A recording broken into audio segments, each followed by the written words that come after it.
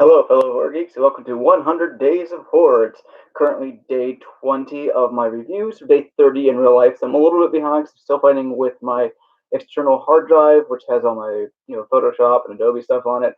So I'm still doing this on YouTube Live. I was holding off a couple days because I wanted to make sure I had more time and more ability to do an edit of this particular review, because it's a big movie right now that I was waiting for forever, that I know a lot of you out there were as well. So I wanted to be able to put more editing and time and more cool stuff in there. Unfortunately, time has gotten past us, and I just want to get caught up. So I am just doing this as I have the last couple. Still kind of reorganizing everything, so I am in a slightly different location, just 90 degrees off. But today we're talking about one for 100 Days of Horror, which for those who might be popping just because this is a new review that you're searching for a new movie. Myself and other people at citygeek.com, we look at 100 horror films that we haven't seen in the 100 days leading up to Halloween, posting our thoughts one a day. I'm doing mine on video here at City of Geek's YouTube channel. But if you go to citygeek.com or follow the link down below, you'll find what everyone else is working on, keeping it updated. A little behind on that. I usually update it when I do these videos. But there's also a Facebook group dedicated to that. You can find that link on that same page. That will get you to what everyone's doing. If you post what you're watching, I'll post it up on the site as well. We got a good chunk of people talking about all sorts of cool movies from all across the board. So it's really cool to see that. You always get new ideas of what to watch. But today we're talking about 2019's Scary Stories to Tell in the Dark, based upon the Alvin Schwartz and Stephen Gammell illustrated books that many of us grew up on. I am 37. These books came out, I think these ones came out in like the 80s, and this one came out like 92. I'm not exactly sure on that. I should have looked before I started, but that's just life. It's one of the things I would have fixed if I was doing this otherwise. So you have to put up with that. And I realized I forgot to put in my mic, so it sounds a little off. So I'm so sorry. I really wanted to give everything I could for this particular review because of how big of a story and big of a movie this is. It's a movie that so many people have been waiting for. Like I said, I grew up reading these, and Scary Stories to Tell in the Dark and R.L. Stine's Goosebumps is one of the major things that got me into horror. Both different aspects there. Goosebumps is light and cheery and fun, with kind of goofy situations and a lot of like the what brings on my B movies and horror comedies. And Scary Stories Tell in the Dark were for scary stories. Besides the funny ones, they end like the Viper. That really focused on folklore and legends and really got me into that sort of things. I really loved in the back of these when you talk about like where the stories came from, the sources for those, and I devoured that part a lot as a kid. And I love the way that storytelling and folklore went. And speaking of folklore and folk horror, we just did a podcast yesterday with Don't Read the Latin over folk horror that we posted about a week or so on the 1st. So look forward to that. We bring this up very briefly in there since as something that does focus into folk legends, and the stories have been told over time. Because Schwartz didn't write these out of whole cloth; he adapted them for kids and for this way, and made them so well known and well iconic to people of my age growing up, especially Stephen Gammell's drawings. Keep looking down at them because I love these drawings, and I know everyone else does too. When they changed the drawings a couple years ago, I know there's a big backlash, and I think I've gone back to putting these ones out. Even Kim on her wall has a Stephen Gammell inspired, like scarecrow looking figure. Because as scary as the stories were, the drawings were just as much. And when was announced that they're making this movie, there's a little bit of trepidation and a little bit of, oh no, is they going to do it right? But when Del Toro was attached to it, and then director Andre Arvidal, with both names attached to the project, we knew it was going to come out at least, if not passable, really freaking good. Because everyone knows Guillermo Del Toro, we're all horror nuts. He's a horror nut as much as so. He allows us to get the movies that we want to see. And if you haven't seen Andre Orvidal's other previous movies, you need to check them out. I think they're both streaming on Netflix. I know The Autopsy of Jane Doe is as of like 3 weeks ago, and Troll Hunters was. Pretty sure it's still up there. That's where I saw it, and that's the only place I've ever seen it listed. So check out both those, no matter how you feel about the Scary Stories in the Dark. But those were both fantastic movies that were some of my favorites of that particular year, if not the favorites. It's kind of hard to remember what came out in a particular year in many cases, but I remember them both being towards the top of my particular lists. So with those bodies behind it, it really sold the movie, pre-sold the movie to horror audiences, knowing that we're going to do something great, even if it is a more kids-based film.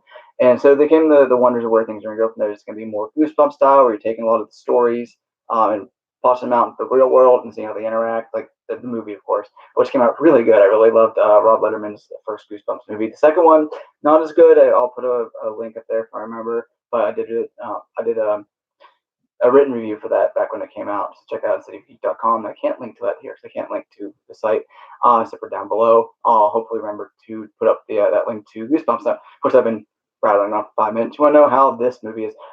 This movie's. I really loved what I got. It wasn't quite what I expected. Maybe you got to remember when you're reviewing a movie, not to review the movie you expected compared to the movie you get, but movie you actually do receive.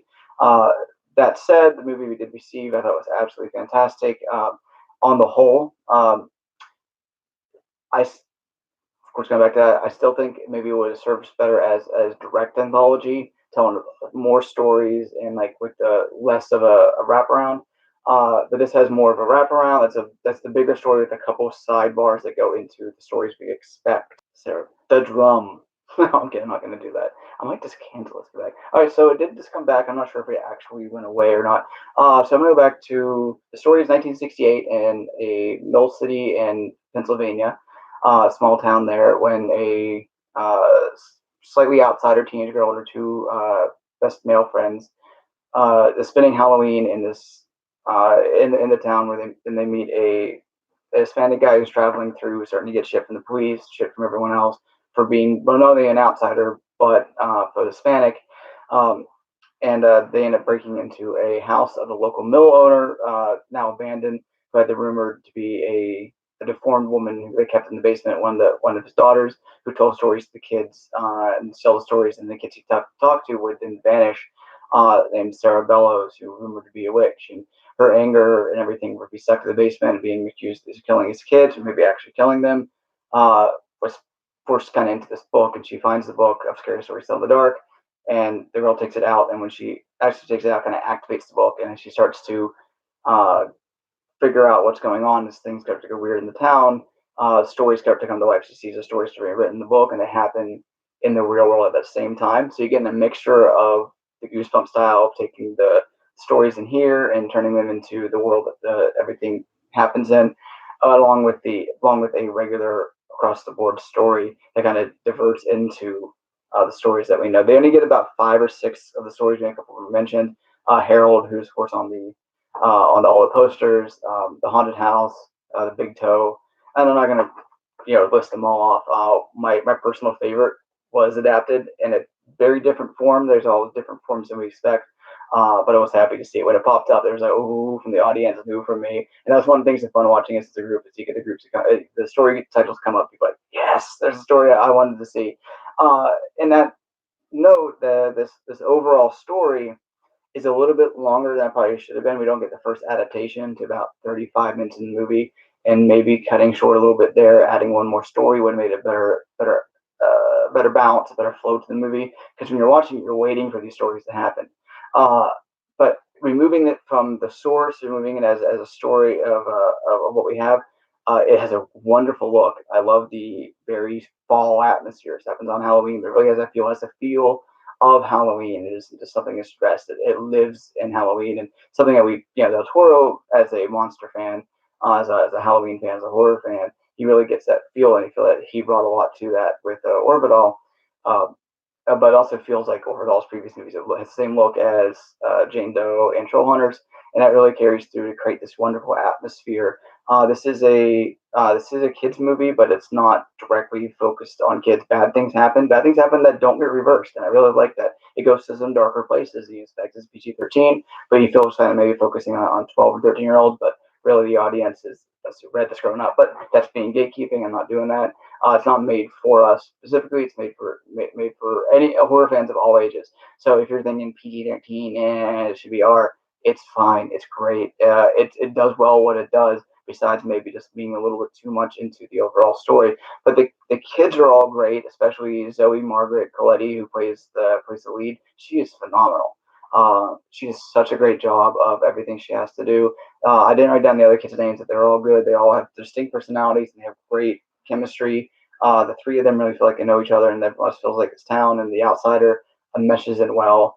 But I like that taking this Halloween of 1968, because not only allows us to take out cell phones and everything there, but gives us this old time feel to it of a Halloween's Gone, of like Ray Bradbury ish, uh, version of our past, and the horror that comes from that, and the horror of small town in the '60s. So that was a great choice to tell it in that way. Um, Even if it is a little longer than it probably should have been. The stories are adapted pretty well. They are changed up a little bit. Maybe that slight disappointment for those who are expecting to be something direct. But the monsters look great. They're a mixture of CG and CG over practical effects, like Del Toro often uses, especially in the Hellboy movies. Not the new one. He had anything to do with that, and it sucked. Check out my review for that. That is on YouTube. It's just me ranting for a good 10 minutes rather than raving for 11 like I am right now. Uh, so they were really suspenseful. They were really well done. They were actually legitimately scary. And some of the sequences outside of the stories really worked as well.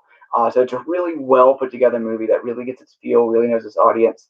That, yeah, maybe should have had just one more story and a little bit less overall story, one more story adaptation. And if done that, maybe it would have worked a little bit better. So ultimately, I'm still gonna give it a B plus. I was happy with what I saw, and I was happier. I liked it more than Cody. Cody's written reviews on the site, and Cam. People will talk about 100 Days of Horror. The reviews have been all over the place from my friends. I haven't really read any yet because I wanted to do this first, even though movie came out 2 weeks ago. But I highly recommend 100 Days of Horror. I recommend doing 100 Days of Horror in the channel. It's been really fun. But also highly recommend the movie. It's fully recommended. Just noting that you're not just getting a bunch of your stories, and your favorite stories might have been left out of it. Maybe the sequel have those. Always thought it'd been great if there's like a TV show or YouTube channel that's like 10-minute long adaptations, but that's not what we got. We have to review what we receive, and what we receive is a really solid, well done movie with great acting, fantastic look, good adaptations of the stories with really done. When the effects are really good, they're really good. When they're not, they're kind of iffy as often as. Yeah, give Scary Stories to Tell in the Dark a B plus. Yeah, again, sorry about the technical issues there, but this like, comment, subscribe, hit that bell so when everything else comes up. I should be back to my regular stuff here soon. Go to cdgeek.com, see everything we're working on. Mainly it's this right now. I hope we have some time soon to do some non-horror catch-up. I keep saying that every video, but time is actually coming out. So getting an extra, I got time to get extra 5 hours a day. But thank you for watching, and always at weird bit when the stream ends. So subscribe and join 100 Days of Horror, citygeek.com, and find